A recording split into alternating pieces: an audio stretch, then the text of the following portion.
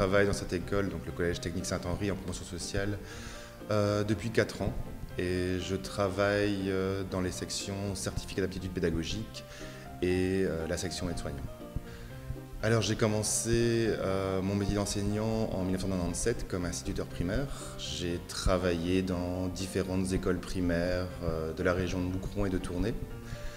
Ensuite, j'ai bifurqué et je suis devenu formateur pour le projet Cyberécole lors de l'installation des IMAC dans les écoles primaires. Et donc pendant 2 ans, en travaillant pour le Forem, j'étais chargé de former les instituteurs primaires au matériel qui avait été mis à disposition dans les écoles. Puis j'ai quitté totalement l'enseignement pendant plusieurs années et j'ai travaillé au Forem.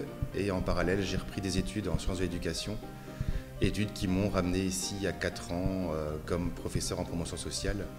D'abord en supérieur pour des cours de français et de pédagogie et petit à petit dans la section aide-soignant où à présent je donne psychologie, français, communication, législation et je m'occupe également des stages et des mémoires des étudiants dans les 2 sections. Actuellement nous travaillons en fait donc sur le projet école numérique sur un projet qui s'appelle les modules UETIC, un passeport TIC pour les enseignants.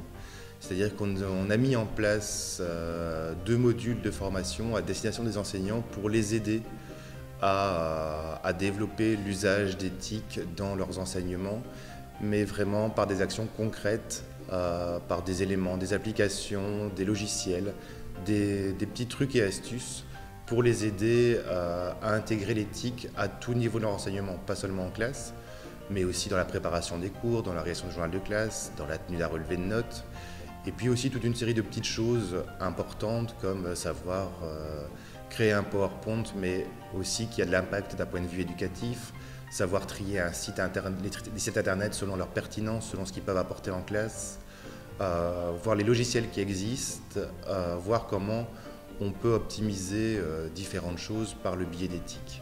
Et en parallèle, on travaille également sur un autre projet.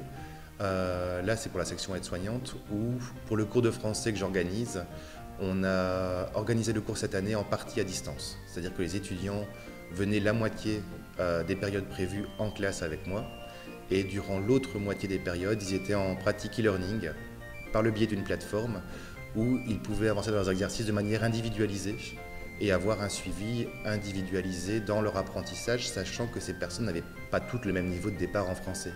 Ce qui permettait vraiment de cerner les difficultés des uns et des autres et de les faire progresser dans leurs besoins respectifs. Les futurs enseignants du certificat d'aptitude pédagogique se disent plutôt contents de tout ce qu'on a mis en place ces dernières années. Par exemple, le suivi des stages maintenant se fait via une plateforme d'apprentissage en ligne, ce qui en fait leur permet d'avoir un gain de temps. Avant, ils devaient nous déposer leurs évaluations, on devait les corriger, leur redéposer au secrétariat, donc c'était énormément de déplacements. Au jour d'aujourd'hui, ils peuvent le poster via la plateforme et avoir une réponse assez rapide. Ils peuvent également retrouver, en tout cas en partie, leur support de cours en ligne, ce qui évite et ce qui permet juste quand il y a une perte de feuilles ou des feuilles détériorées, de ne plus avoir le matériel.